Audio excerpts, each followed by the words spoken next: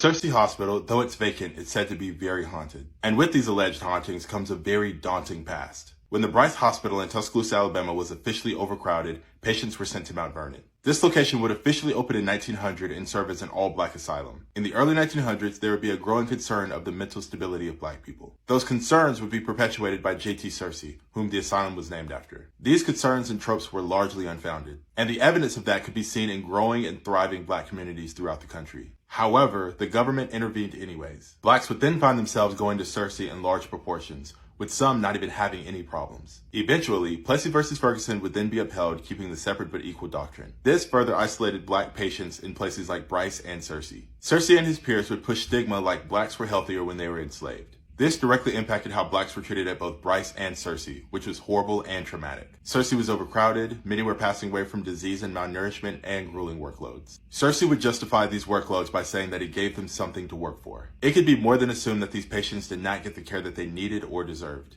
And that's even if they needed the care at all. Because remember, they were finding any reason that they could to put blacks into this place. Searcy finally desegregated in 1969 and closed its doors in 2012. And on top of that, it seems like paranormal activity has found its way here as well. Alleged hauntings like these are never fun, and they should require a little bit of reflection from us. People have reported seeing apparitions of soldiers on this land, probably stemming from its time as an arsenal. They've also reported the apparitions of staff and former patients, sometimes even walking through walls. Shadow figures have been seen, light anomalies have been seen, objects will move on their own. The outline of figures in the windows and disembodied sounds have been reported. People have also claimed to have been touched and attacked. The least shocking thing about this story is that these hauntings are very similar to other places where people were heavily mistreated. And even though these places lay dormant now, the past still has a story to tell. And we should all be listening.